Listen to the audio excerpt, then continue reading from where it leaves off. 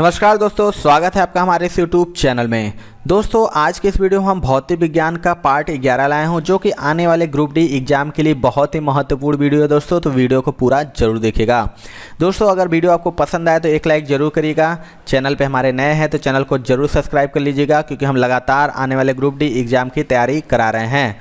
दोस्तों इस चैनल के माध्यम से आपको आने वाला जो आरआरसी ग्रुप डी एग्जाम है उसके लिए GK, GS, current affairs, reasoning, physics, biology, chemistry, math, GK, current and science mix के डेली वीडियो मिले हैं, जो कि आपके आने वाले ग्रुप डी एग्जाम के लिए बहुत ही मदद करेंगे। इसके अलावा दोस्तों एक और हमारा चैनल है ओम जायसवाल नाम करके, आप इसे भी जरूर से जरूर सब्सक्राइब कर लीजिए दोस्तों, क्योंकि इस चैनल के माध्यम से आपको science topic wise, GK topic wise, math topic wise और जितने भी टॉपिक वाइज वीडियो हैं सारा का सारा ओम जायसवाल चैनल से मिलेगा। तो आप इसे जरूर सब्सक्राइब कर लीजिएगा।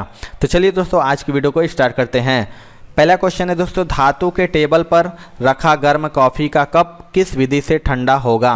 चार ऑप्शन है, बताना है कि जो धातु के टेबल पर रखा गर्म कॉफ़ी का कप किस विधि से ठंडा होगा। तो इसका राइट आंसर हो जाएगा दोस्तों ऑप्शन नंबर डी, यानी चालन, संवहन, विकिरण एवं वाष्पीकरण द्वारा। आपको बता दें कि ठोसों में ऊष्मा का जो संचरण होता है वो चालन द्वारा और द्रव एवं गैसों में संवहन द्वारा होता है।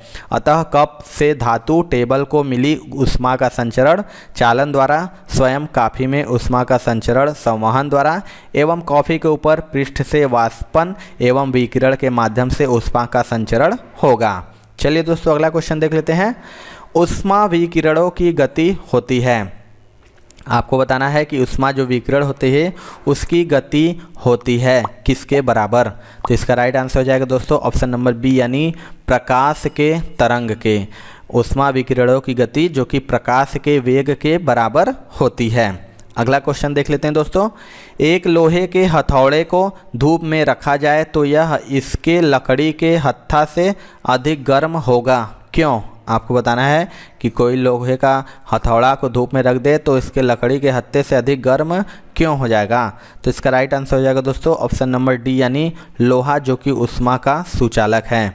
आपको बता दें कि लोहा ऊष्मा का सुचालक होता है, किंतु लकड़ी ऊष्मा की कुचालक होती है और लोहे के अधिक गर्म होने का कारण इसका सुचालक होना होता है। अगला क्वेश्चन देख लेते हैं दोस्तों। दो रेल पटरियों के मध्य जोड़ पर एक छोटा सा स्थान क्यों छोड़ा जाता है। आप सभी लोगों ने देखा होगा दोस्तों कि जो रेल पटरियां होती हैं उनके मध्य जोड़ पर एक छोटा सा स्थान क्यों छोड़ा जाता है। तो राइट आंसर हो जाएगा दोस्तों ऑप्शन नंबर बी, यानी क्योंकि धातु गर्म करने पर फैलती है तथा ठंडी करने पर फैलती है। तो बता दें कि इसीलिए ये स्थान छोड़ा जाता है, और यदि जगह न हो तो पटरी टेढ़ी हो जाएगी जिससे दुर्घटना हो सकती है, इसलिए यह आवश्यक है। अगला क्वेश्चन देख लेते हैं दोस्तों। ठंडे प्रदेशों में जहां तापमान 0 डिग्री सेल्सियस तक चला जाता है वहां किसान अपनी फसलों को नुकसान से बचाने के लिए खेतों को पानी से भर देते हैं, क्यों। तो इसका राइट आंसर हो जाएगा दोस्तों ऑप्शन नंबर सी, यानी पानी की जो विशिष्ट ऊष्मा होती है वो अधिक होती है। अगला क्वेश्चन देख लेते हैं दोस्तों। आपको आने वाले एक जो ग्रुप डी का एग्जाम आने वाला है उसके लिए हम गणित के एक 500 प्लस महत्वपूर्ण प्रश्नों का ई बुक तैयार करवाया है, जो कि आने वाले ग्रुप डी एग्जाम के लिए सुपर गेस क्वेश्चन है दोस्तों। इसका जो संपूर्ण हल ट्रिक के माध्यम से बताया गया है, जिससे आपको समझने में बहुत ही आसानी होगी। तो आप इसे ज़रूर से ज़रूर ले लीजिए दोस्तों, इसका लिंक आपको डिस्क्रिप्शन बॉक्स में मिल जाएगा। इसके अलावा एक और हमारा ई बुक है दोस्तों 70 प्लस महत्वपूर्ण टॉपिक का। ऐसा कोई भी टॉपिक नहीं है दोस्तों जो इस ई बुक से बाहर चला जाए। All in one E book है दोस्तों, जो आने वाले आपके एग्ज़ाम में बहुत ही हेल्प करेगा।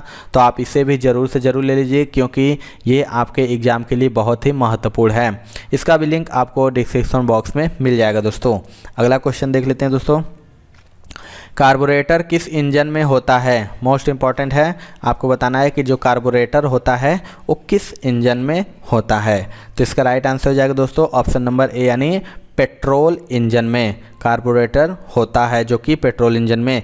इसके द्वारा इंजन में हवा को पेट्रोल वाष्प के साथ आवेशित किया जाता है। अगला क्वेश्चन देख लेते हैं। विकिरण पाइरोमीटर से कितना तापक्रम मापा जा सकता है। चार ऑप्शन है आपके पास, बताना है कि जो विकिरण होता है विकिरण पाइरोमीटर से कितना तापक्रम मापा जा सकता है। इसके राइट आंसर की बात करें दोस्तों तो इसका राइट आंसर हो जाएगा ऑप्शन नंबर डी यानी 500 डिग्री सेल्सियस से ऊपर विकिरण पायरोमीटर से उसका तापक्रम मापा जा सकता है। यह जो कि एक उच्च तापमापी उपकरण है और इससे दूरस्थ वस्तुओं जैसे सूर्य आदि का भी ताप मापा जा सकता है। अगला क्वेश्चन देख लेते हैं दोस्तों। यदि आप रेलवे ग्रुप डी रिविजन कर रहे हैं तो अनअकैडमी लेके आ गया है आपके लिए अभ्यास बैच, जो कि टॉप एजुकेटर द्वारा लाया जा रहा है। 15 दिसंबर से स्टार्ट हो रहा है। तो यहाँ पे क्या क्या बेनिफिशियल रहने वाला है, तो आप रेलवे के टॉप जो कैटेगरी के एजुकेटर होंगे उनसे पढ़ेंगे, आपको डाउट सेशन दिए जाएंगे और आपको कंप्लीट सिलेबस कवर करके दिया जाएगा, और आपको जो भी लेसन के नोट्स होंगे वो हिंदी और इंग्लिश में भी प्रोवाइड किए जाएंगे। तो आप इस बैच के साथ जुड़ सकते हैं अनअकैडमी प्लस सब्सक्रिप्शन लेके। और दोस्तों एक और फीचर ऐड किया गया है, रेज हैंड फीचर। इसके माध्यम से आप डायरेक्ट एजुकेटर से बात कर सकते हैं क्लास के दौरान, अगर कभी भी कोई प्रॉब्लम आती है आपको तो it's much better than offline. आप बहुत अच्छे से इसका फ़ायदा ले सकते हैं। तो आप सब्सक्रिप्शन लेने के लिए देखिए 3 मंथ का सब्सक्रिप्शन यहाँ पे आपको 1500 का पड़ेगा। इसमें आप कोड इस्तेमाल करेंगे अगर OJ10 तो आपको एडिशनल 10% का डिस्काउंट भी मिल जाएगा। तो सब्सक्रिप्शन फटाफट ले लीजिए और कंप्लीट रिविजन कीजिए आप रेलवे ग्रुप डी की। एक गोल, एक घन और एक वृत्ताकार प्लेट 200 डिग्री सेल्सियस तक गर्म किए जाते हैं और ठंडे होने के लिए छोड़े जाते हैं। इनमें क्या शीघ्र ठंडा होगा, यानी सबसे जल्दी ठंडा इनमें से क्या होगा? तो इसका राइट आंसर हो जाएगा दोस्तों ऑप्शन नंबर सी यानी वृत्ताकार प्लेट। तो क्यों हो जाएगा? तो आपको बता दें कि जिसकी पृष्ठ सतह अधिक होती है वह 200 डिग्री सेल्सियस तक गर्म करने के बाद सबसे पहली ठंडी होती है। क्यों? क्योंकि वृत्ताकार प्लेट की पृष्ठ सतह अधिक है, अतः यह गर्म करने के बाद छोड़ देने पर शीघ्र ठंडी हो जाएगी। अगला क्वेश्चन देख लेते हैं दोस्तों। तांबे की गेंद को गर्म करने पर उसका घनत्व में क्या परिवर्तन होगा? आपको बताना है कि जो तांबे का गेंद होता है उसको गर्म करने पर उसके घनत्व में क्या परिवर्तन होगा? तो राइट आंसर हो जाएगा दोस्तों ऑप्शन नंबर बी यानी घटता है, उसका घनत्व घट जाता है। तो तांबे की गेंद को गर्म करने पर इसका घनत्व घटता है। क्यों? क्योंकि गेंद के आयतन में वृद्धि होने से प्रभावी घनत्व कम हो जाता है। अगला क्वेश्चन देख लेते हैं। हाइड्रोजन से भरा रबर का गुब्बारा वायु में ऊपर जाकर फट जाता है क्योंकि? आपको बताना है कि जो हाइड्रोजन से भरा गुब्बारा होता है वो वायु में ऊपर जाने पर फट क्यों जाता है? तो राइट आंसर हो जाएगा दोस्तों ऑप्शन नंबर डी यानी वहाँ पर वायु दाब घट जाता है। आपको बता दें कि हाइड्रोजन से भरा रबर का गुब्बारा जो होता है वायु में जाकर इसलिए फट जाता है क्योंकि वायु दाब ऊपर घट जाता है। चलिए दोस्तों अगला क्वेश्चन देखते हैं। जब जल को 0 डिग्री से 100 डिग्री सेल्सियस तक गर्म किया जाता है तो जल के आयतन में क्या परिवर्तन होगा? आपको बताना है कि जल को 0 डिग्री से 100 डिग्री सेल्सियस पर गर्म किया जाता है तो जल का आयतन, तो इसका राइट आंसर हो जाएगा दोस्तों ऑप्शन नंबर डी यानी पहले बढ़ेगा, मतलब घटेगा फिर बढ़ेगा। यानी जब जल को 0 डिग्री सेल्सियस से 100 डिग्री सेल्सियस तक गर्म किया जाता है तो जल का आयतन पहले घटेगा फिर बढ़ेगा तथा फिर घटने लगेगा। अगला क्वेश्चन देख लेते हैं। कपड़ों को सुखाने के लिए कौन सी अवस्था उपयुक्त है? इनमें से आपको बताना है कि जो कपड़ों को सुखाने के लिए सबसे उपयुक्त अवस्था कौन सी है? तो इसका राइट आंसर हो जाएगा दोस्तों ऑप्शन नंबर डी यानी उपरोक्त सभी। आपको बता दें कि कपड़ों को सुखाने में प्रबल वायु, उच्च ताप एवं शुष्क हवा की आवश्यकता होती है क्योंकि इस दशा में वाष्पीकरण उच्च होता है। अगला क्वेश्चन देख लेते हैं दोस्तों। जब दो विभिन्न ताप वाली वस्तुओं को आपस में मिलाया जाता है तो मिश्रण का ताप होगा। 4 ऑप्शन है, बताना है कि जब दो विभिन्न ताप वाली वस्तुओं को आपस में मिलाया जाता है तो मिश्रण का ताप क्या हो? तो राइट आंसर हो जाएगा दोस्तों ऑप्शन नंबर बी यानी अधिक ताप वाली वस्तु के ताप से कम लेकिन कम ताप वाली वस्तु के ताप से अधिक। अगला क्वेश्चन देख लेते हैं दोस्तों। वास्तविक रूप से एक्सरे होते हैं, मोस्ट इंपॉर्टेंट क्वेश्चन है दोस्तों।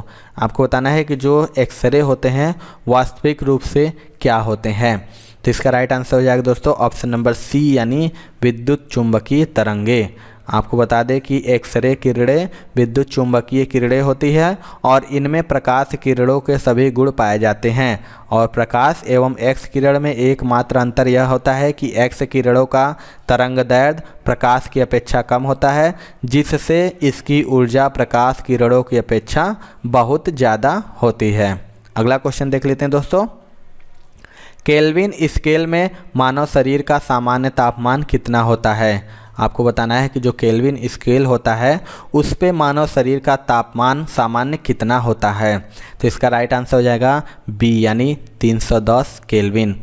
जो मानव का शरीर का तापमान होता है लगभग 98.6 डिग्री 6 फ़ारेनहाइट होता है और सेल्सियस पैमाने पर यह ताप आपको C/5 बराबर F-32/9 का प्रयोग करने पर 37 डिग्री सेल्सियस आता है। अतः केल्विन पैमाने पर यह ताप 273 प्लस 37 बराबर 310 केल्विन होता है। अगला क्वेश्चन देख लेते हैं दोस्तों। कणों के द्वारा हीट ट्रांसफ़र की क्रिया को कहते हैं। आपको बताना है कि जो कणों के द्वारा हीट ट्रांसफ़र की क्रिया को क्या कहते हैं। तो राइट आंसर हो जाएगा ऑप्शन नंबर बी यानी कंडक्शन। कणों के द्वारा हीट ट्रांसफ़र की क्रिया को कंडक्शन कहते हैं। इस क्रिया में एक कण अपनी ऊर्जा को अपने पड़ोसी कण को देता है।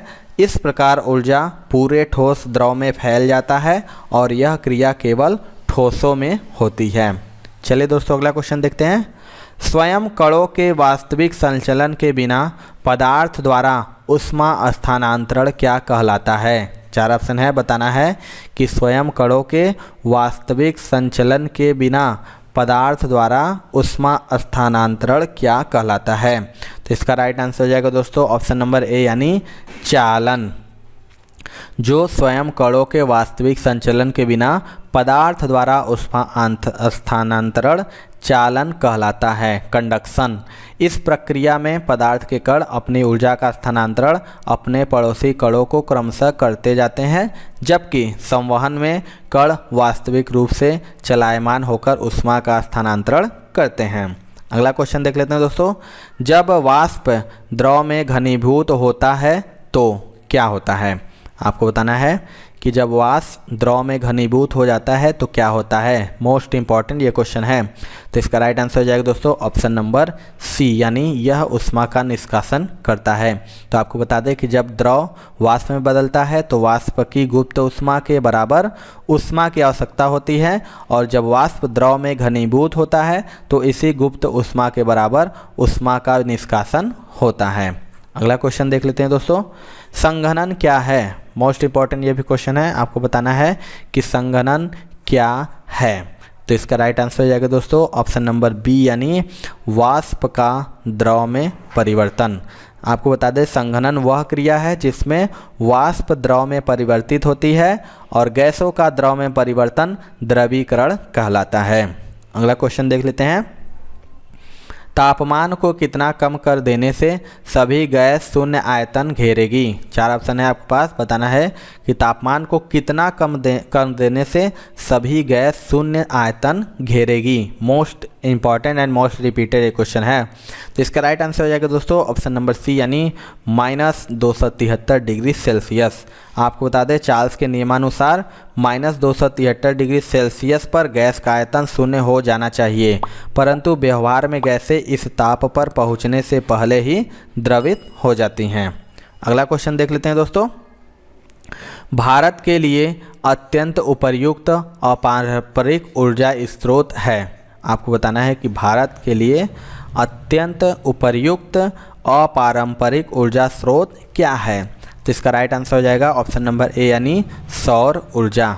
आपको बता दें कि भारत के लिए जो अत्यंत उपयुक्त अपारंपरिक ऊर्जा स्रोत है वो सौर ऊर्जा है, क्योंकि भारत एक उष्णकटिबंधीय प्रदेश है और यह अधिकांश भागों में वर्ष के 300 दिनों तक धूप उपलब्ध रहती है, जिससे देश को प्रतिवर्ष लगभग 50 खरब किलोवाट सौर ऊर्जा प्राप्त होती है। अगला क्वेश्चन देख लेते हैं दोस्तों।